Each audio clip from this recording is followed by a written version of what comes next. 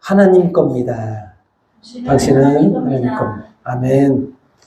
네, 정말 오늘 이렇게 예배를 드리게 되어서 너무나도 하나님께 영광을 돌립니다.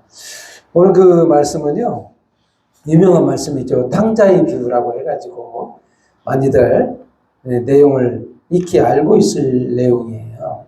정말 언제 읽어도 참 감동적인 말씀이라고 볼 수 있죠. 그게 오늘 그 배경이 되는 내용이 뭐냐면, 유대인 사회에 죄인들이 있어요. 세리들이 있고, 여기서 그 15장 1절에 보면 모든 세리, 죄인들이. 근데 예수님이 이들과 뭘 했냐면 식사를 했어요, 식사. 음식을 먹는다는 것은 하나가 됐다. 이런 의미예요. 굉장히 한 식구, 한 가족처럼 그렇게 되었다는 의미를 갖고 있는데, 바리새인과 서기관들이 이건 아니다. 응? 예수님이 이러면 안 되지. 그럼 왜 안 될까요? 왜 식사를 하면 안 될까? 죄인들과의 식사를 하면 안 될까? 바리새인과 서기관들은요, 분리주의자라고 해가지고 깨끗함을 추구하는 자, 율법을 지키자. 율법을 완벽하게 지켜서 우리가 하나님의 원하시는 대로 살아가자. 응? 우리가 깨끗해지고 이 원하는 삶을 살면 하나님이 복 주신다. 이렇게 추구하는 사람들이에요. 그런데 죄인들과 이 세리들은 뭐예요? 하나님의 뜻대로 살지 않는 사람들. 왜 그런 사람들과 그렇게 음식을 잡수고 한 동료로 사느냐. 이렇게 말하자, 이렇게 생각하고 있게 된 그 사람들에 대해서 비유를 베푸셨는데, 세 가지 비유를 베푸셨어요. 세 가지 비유가요, 하나예요, 하나. 똑같은 의미로 한 건데, 세 가지 내용이 유사점이 뭐냐? 공통점이 뭔가? 잃어버린 거라는 거죠. 잃어버렸다. 왜 잃어버렸을까? 하나님이 무능해서 잃어버렸을까? 뭘 잃어버렸다는 건가? 하나님은 도대체 뭘 잃어버렸길래 예수님은 비유로서 잃어버렸다. 근데 예수님이 잃어버렸다는 것은 찾으러 왔다는 거잖아요. 찾으러 왔다. 응? 이게 큰 그림으로 말씀하시는 거예요. 예수님은 작게 얘기한 게 아니에요. 이 세상을 이렇게 보신 거예요. 잃어버렸다. 내 걸 잃어버렸다. 그래서 이 땅에 오셨다는 거예요. 예수님이 이 땅에 오셔서 잃어버린 거를 찾으러 왔다 얘기예요. 그래서 언제 잃어버렸냐? 전에 제가 말씀드렸잖아요. 언제 잃어버렸냐? 하나님이 천지를 창조하시고, 성삼위 하나님이죠. 성삼위 하나님이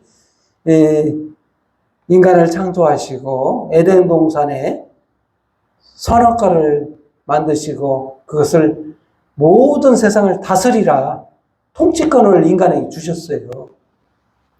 그런데 그 이후로 아담이 잘 통치했으면 괜찮은데 이것만 지키면 괜찮아.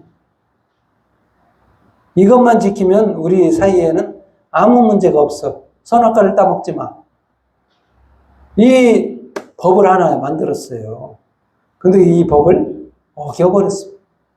어기는 순간부터요, 이 통치권이 사라져버렸어요. 인간의 통치권이 사라지고, 이 통치권이 어디로 넘어갔냐면, 사단에게 넘어간 사단. 사단이 꼬여서 하나님을 배반하라 한 유혹에 넘어가 버린 거예요, 인간이. 그때부터는 하나님 거였던 모든 것이, 하나님이 인간에게 부여했던 통치권이 사단에게 넘어가면 다 잃어버렸어요. 이 잃어버린 상황이 어떻게 되냐면 모두 지옥 가는 상황이 되어버렸어요. 모두 저주받고 망하고 이런 상황이 처해 있다는 거예요. 예수님이 온 이유는 뭐예요? 잃어버린 것을 찾겠다는 거예요.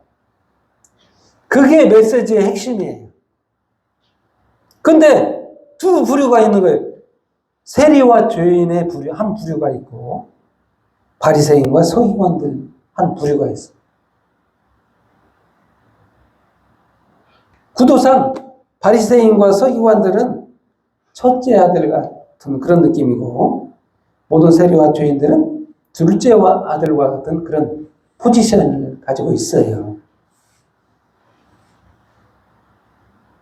그런데 여기서 첫 번째 잃어버린 양이라는 말이 나옵니다. 잃어버린 양. 6절 말씀. 집에 와서 긋벗과 이웃을 불러 모으고 말하지 나와 함께 즐기자. 나의 잃은 양을 찾아내었노라. 여기서 하나님의 마음을 읽어야 돼요. 잃어버린 것을 찾으러 왔다. 찾았다. 적극적으로 하나님이 나서가지고 찾아 나셨다는 거죠. 어떤 사람이라고 나와 있죠? 어떤 사람이 100마리가 있는데 한 마리를 잃어버렸어요. 아니, 우리에 있는 99마리도 지켜야 되는데 울타리를 해놨고 이제 한 마리 잃어버린 양을 찾기 위해서 나섰다는 거예요. 길을 나섰어. 직접 적극적으로 찾기 위해서 나갔다는 거예요. 그래서 찾았어. 힘들게 찾았겠죠. 그건 바로 성자 예수 그리스도의 희생을 의미하고 있어. 직접적으로, 결정적으로 나서서 찾아 나선 십자가에서 자기 몸을 찢어서 나도 찾아내는 구원 방식을 의미하고 있습니다. 그래서 한 사람이 회개하면 하늘에서는 회개할 것 없는 의인 아우나우는으로 말미암아 기뻐하는 보다 더한다. 이런 말을 한 거예요. 여기서 회개라는 단어가 나오죠. 회개라는 단어를 잘 이해를 하셔야 되는데 여기서는 우리가 생각하는 것처럼 죄를 고백하고 회개하고 눈물 뿌려 이게 회개하죠. 이거는 외적인 모습을 말하는 거죠. 인간이 회개하면 외적인 모습이 있는데 눈물이 나요. 죄를 인식하면 내가 죄인이구나. 내가 잘못을 했구나. 근데 그 죄 중에서요, 가장 중요한 죄를 회개해야 돼요. 무슨 죄냐면, 하나님을 떠난 죄. 이걸 인식해야 돼요. 사단에게 소속되어 있는 것을 회개해요. 사단에게서 이제 어디로 돌아서냐? 예수님께로 돌아서야 돼요.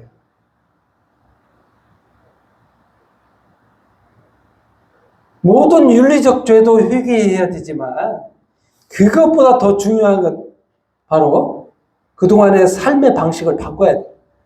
내 방법으로 살아가서 구원받는 방식에서 이제 예수 그리스도의 십자가의 구속을 통해서 얻는 구원 방식을 선택해야 돼요. 그게 회개예요. 돌아서라는. 그게 회개입니다. 유턴. 내가 살아가는 그 방식 버리고 이제 예수님께 의탁하는 구원을 예수님께 맡기는 그 선택. 십자가로 구원은 그 선택을 의미하고 있어요. 그 방법을 말하고 있는 거예요. 그리고 두 번째로 이런 드라크마라고 해가지고 9절 말씀.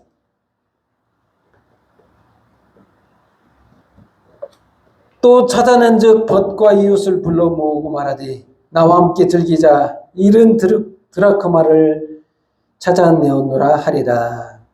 여러분, 여기서도 잃어버렸잖아요. 잃어버렸어. 애지중지하는 일을, 그 드라크마를 잃어버렸어. 드라크마도요, 10개. 10개 중에 하나 잃어버렸어. 한 개라서 10분의 1이기 때문에 약간 수고할 필요가 없겠다. 그냥 포기하자. 이런 마음도 있을 수 있는데, 이상하죠? 열심히 찾죠? 사실 내가 보기에는 다른 데서 일을 하면 그 드라크마라 벌 수 있을 정도로 투자를 한 것처럼 보여요. 등불도 켜고 싹 그냥 엎고 뒤엎어서 어디가 들어있나 이러면 다른 데서 일을 하면 그 노동의 싹을 받을 수 있지 않겠나 싶을 정도로 힘들게 이렇게 찾아내었다는 거예요. 여기서 이제 특징이 뭐냐면 등불을 켰다. 빛과 어둠이라는 그런 개념 통해서 이거는요 성령님의 조명. 여러분 인간이요 아무리 노력해도요 안 되는 게 있어요. 뭐냐? 예수님을 믿는 거요 그거 쉬운 게 아닙니다. 인간의 머리로 이해되는 게 아니에요. 인간의 지식으로 이해할 수가 없어요. 조명이 필요합니다. 하나님의 조명이 필요해요. 하나님께서 비춰주셔야 돼요. 우리 마음에 빛을 비춰주셔야 돼요. 이게 깨달아져요. 안 믿었던 사실이 그때부터 믿어지게 돼요. 알게 돼요. 믿어지게 되고 인정하게 됩니다. 이건 그 성령님의 조명을 의미하고 있어요. 성삼위 하나님께서 일하셔야만이 가능한 거라는 것을 의미하고 있어요. 비춰줘야만이 찾을 수 있어요. 근데 이것도요, 주인 한 사람이 회개하면 하나님의 사자들 앞에 기쁨이 되느니라. 성삼위 하나님이요, 그것만 바라보고 있어요. 회개하기만을 바라보고 있어요. 돌아서기만을 바라보고 있어요. 그래서 지금도 일하고 계시는 거예요. 끊임없이 우리 마음을 터치하고 있어요. 마음 터치를 하고 있는 겁니다. 마음을 여세요. 우리 마음을 열고 하나님의 일하심을 받아들이시고 그분의 사랑을 받아주시기만 하면 됩니다. 세 번째로요, 잃어버린 아들. 잃어버렸어요. 아버지가 아들을 잃어버렸어요. 이거는 그 온 세상이요, 하나님 아버지가요, 잃어버렸다는 거예요. 내 아들 찾겠다는 거예요. 이 특징적이 뭐냐면은 끊임없이 기다려요.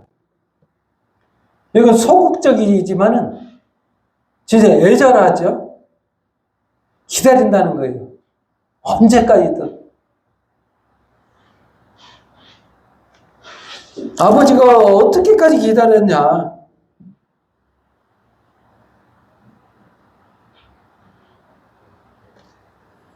(20절) 말씀입니다. 이에 일어나서 아버지께로 돌아가니라. 아직도 거리가 먼데, 거리가 멀대요. 거리가. 아버지가 그를 보고 측은히 여겨 달려가 목을 안고 입을 맞추니. 여러분, 아버지가요 항상 아들이 돌아올 길을 바라보고 있었나 봐. 언제 올 줄 알고. 안 그래? 거기만 쳐다보고 있었던 거예요. 아들이 돌아올 그 길목을 유심히 보고 있을 때만 그걸 먼 거리에서 알 수가 있어요. 측은히 여겨, 불쌍히 여겼다는 거죠. 달려가서 목을 안고 입을 맞추니. 이게 아버지의 마음. 아버지는요, 제일 좋은 옷을 입혔고요, 가락지를 끼웠고요, 신을 신겼어요. 그리고 살찐 송아리를 끌어다가 잡아가지고 축제를 열었어. 여러분, 우리가요, 예수 믿고 천국 가면 아버지가요, 잔치입니다, 잔치. 너무 기뻐서, 예수 믿는 거 그거 하나로 너무 기뻐가지고 혼인잔치를 연다고 하잖아요. 혼인잔치. 성경에도 나와 있잖아요. 여기 누가 참여를 받습니까? 예수 믿는 자들. 예수 그리스도의 보혈의 피로 깨끗함을 입은 자들이 참여가 한다는 거예요. 누구랑 혼인해요? 바로 예수님이랑 교회 공동체, 교회 소속. 교회 소속은 어떻게 되느냐? 예수 그리스도의 보혈의 피로 씻기운 세마포 옷을 입은 자들만 참여한다는 거예요. 그 얘기를 하는 겁니다. 성삼위 하나님이요, 다 똑같아요. 마음이 한 마음 한 뜻으로 돌아오기만을 기다리고 있고요, 적극적으로 십자가에서 몸을 던져서 살리셨고요, 성령님은 우리 마음에 빛을 비치사 안 믿어지는 그 사실을 믿을 수가 없잖아요. 나를 위해서 십자가에서 죽었다느니 이런 말이 어떻게 믿어집니까? 믿어져요? 나 때문에 죽었다예요. 나 때문에. 십자가에서 나 때문에 예수님이 죽었대. 이게 믿어져요? 2000년 전에 죽었는데, 2000년 전에 죽었는데 나를 위해서 죽었다. 믿어집니까? 안 믿어지는 이 사실이 믿어지게 하신다는 거예요. 이 성삼위 하나님이 이렇게 일하신다는 거예요. 이 성삼위 하나님의 일하심의 그 전체적인 구도가 그려지는 예수님의 말씀이에요. 항상 일하고 계시다는 거예요. 지금도 창조하고 계셔요. 창조가 끝난 게 아닙니다. 구원받기까지 일하시고 있어요. 이런 하나님이라는 것을 알고 저와 여러분이 주님 앞에 회개하고 돌아가면 얼마나 기뻐하시는지 그 마음을 이해하고 살아가는 저와 여러분이 되기를 예수님의 이름으로 축원드립니다. 기도하겠습니다. 하나님 아버지 감사합니다. 저희를 붙드시고 지금까지 이끄셔서 주의 자녀로 살아가게 하시고 구원받게 하시니 감사합니다. 오늘 말씀을 통해 살아가는 모든 날 동안 주님의 은혜 가운데 기쁨으로 살아가고 주님 앞에 모든 영광을 돌리는 그런 삶을 살 수 있도록 주여 함께 하시고 성령을 충만하게 내려주옵소서. 예수님의 이름으로 기도합니다. 아멘.